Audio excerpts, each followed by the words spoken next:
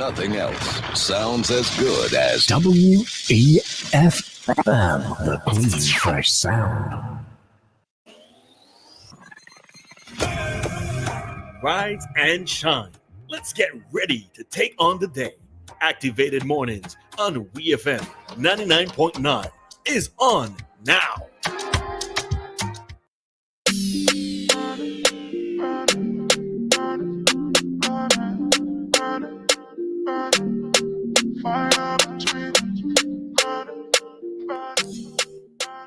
All right, so we are back for our second talk segment of the Activated Morning program. And just to note that last Tuesday, we started a discussion on endometriosis and other conditions or similar conditions with Miss Odelia Thomas. And that conversation will continue at 9:20 this morning, right? So we didn't expect you to change the dial, but we're just letting you know that the conversation will be continuing at 9:20. So keep it locked all morning, all day, and all week. So unfortunately there's I don't know, I can't find anyone to describe this situation, but a 14-year-old was found dead in Karaku. Her stepfather is charged with the murder. He's the main suspect in the chilling investigation. Roleza, this I know is a topic you're more passionate about. You mind sharing the details? Oh, I didn't even pull it up. Okay, go ahead and pull it up, if you don't mind. All right. So okay, I'll start by reading this story then. Well, or at least trying my best to get through it quickly. So according to WIT News, a 14-year-old female was found dead on the sister island of Karaku on Friday. The victim's father, 31-year-old businessman John Alexis, found her on a church property, following which he took her to the Princess Royal Hospital. As investigations continue into the untimely death of the schoolgirl, initial findings from Sunday's postmortem have sent shockwaves across the community as it indicated signs of foul play. Now, basically what the report suggests is that she was raped and she tried to put up a fight, at least based on bruisings found inside of her privates and in her mouth. Now, the stepfather is said to have found her unconscious at the side of the building, and he was the last person to have seen her. They said that around 9 on Friday morning, he left his daughter off in the town of Hillsborough and gave her some money to pay for a bus ride home from school. When the girl did not come, he went looking for her and found her in a brutal manner. Basically the long and short of it. But Searchlight newspaper had reported that he has been charged with non-capital murder in connection with the death of Esther Patterson, which is the name of the 14-year-old girl. She was a student of the Hillsborough Secondary School, and she died on Friday, March 8th, 2024. She was pronounced dead at the hospital after she was taken there by John Kendall Alexis, her stepfather. Alexis told medical officials that he discovered Patterson lying. Yes, we already went through that. And he reportedly took her into his vehicle and drove her to the hospital. The 30-year-old self-employed resident was charged March 11th, yesterday, with the offense of non-capital murder by intentionally causing the death of Esther Patterson, 14 years. Alexis was reported to be in a relationship with Patterson's mother. He is expected to make his first court appearance later this week. So what are your thoughts? All right. I think in another article that I read on it, it was, so he stated that he was the one to drop her off, and upon not seeing her return, he went looking for her, right? And then he carried her to the hospital. But on carrying her to the hospital, it was when officials realized that she must have been dead for some time, right? Yes, Ari, as you correctly said, that I am very passionate about these type of stories, right? And in hearing or reading the article or the articles, I was curious about, was this the first time, let's say, it's alleged that because he's now being charged, And there were signs of what do you call that, Ari? Sexual assault, right? There are signs of it. It makes me wonder, was this the first time and she got fed up of it and she put up a serious resistance? Again, like we asked last week in the sentencing of the 28-year-old, the guy who got the 28 years for raping his niece. Was this young lady possibly trying to let her mother know what was happening, right? Did she reach out to anybody? Were persons actually listening to her?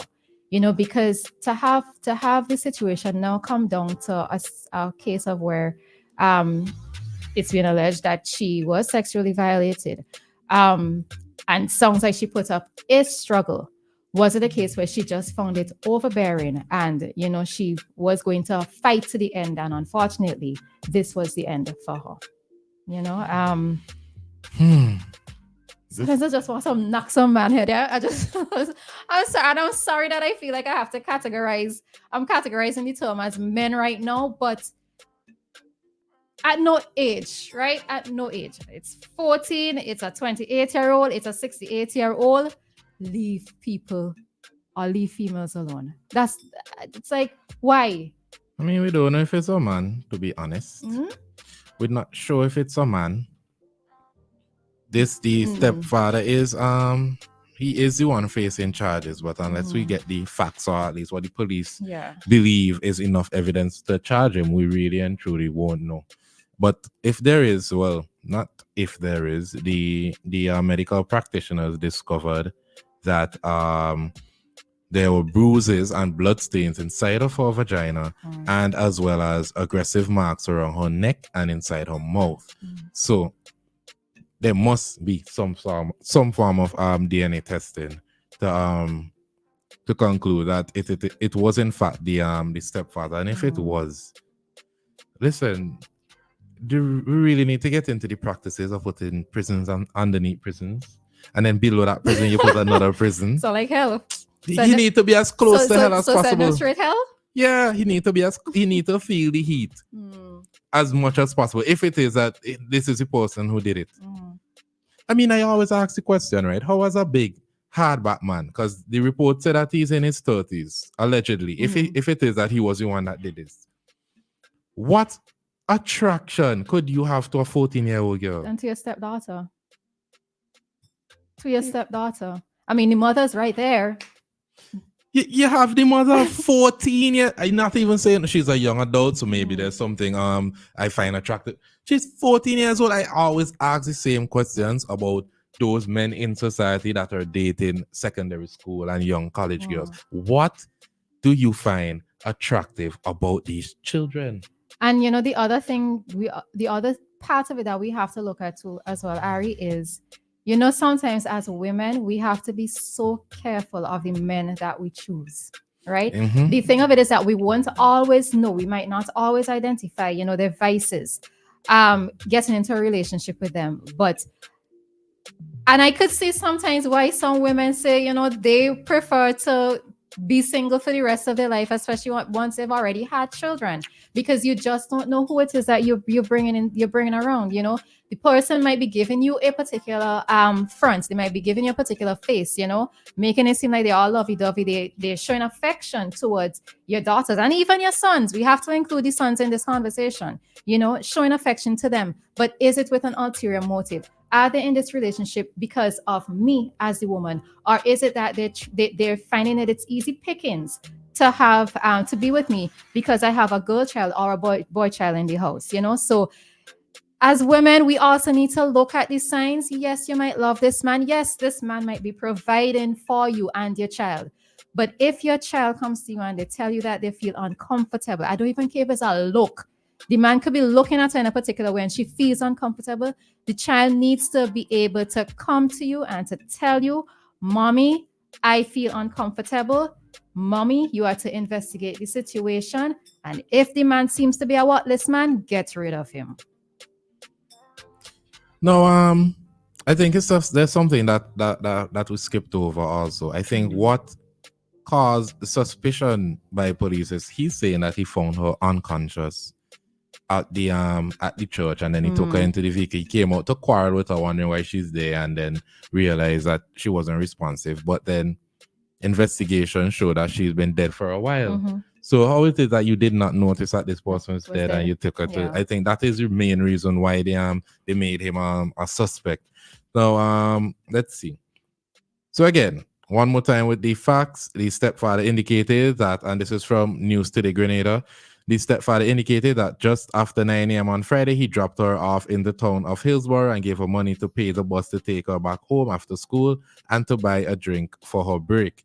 He also told police officers that the next time he saw her was around 2 p.m. when he was driving his van towards town.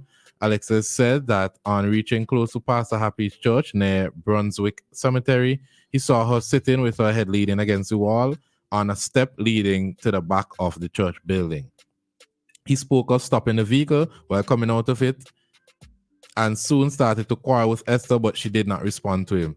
He said he called out to her and asked what was she doing there, but she still did not respond, and he observed that she was not moving. According to him, he jumped down on the wall, headed to where she was, touched her, and she still did not move. Alexis told police officers that he then raised Esther and took her into the vehicle and headed straight to the hospital.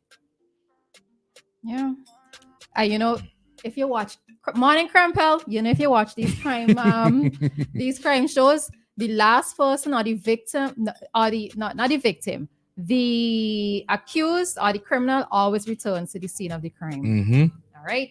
So yeah, because all of a sudden, right, you're giving her money to go back to school. It's so story sounds odd. You're giving her money to go back home, sorry, but then you're still in the area around 2 p.m. It's a claim that you're looking for her. Yeah, you know, so I kind of like when men ain't too smart, you know, but anyways. I just say I wish he was smarter. I wish he would have left the family alone and go away. That too. Listen, some people really come for your peace, and I see this woman happy with her child, living her life. But then again, this is all speculation. We do not know if in fact it was him, because we need to also acknowledge that coincidence could come in play here. That he could have coincidentally passed away after somebody had murdered her. We don't know as yet until the facts of the case come up. But as it currently stands, it's not looking good. Yeah, it's not looking good at all for him. It's not. And I guess, well, we would follow this one because I want to hear the details coming out of this. And I particularly am interested in finding out whether or not, let's say there was signs, you know, did the mother, you know what? Should I be this harsh?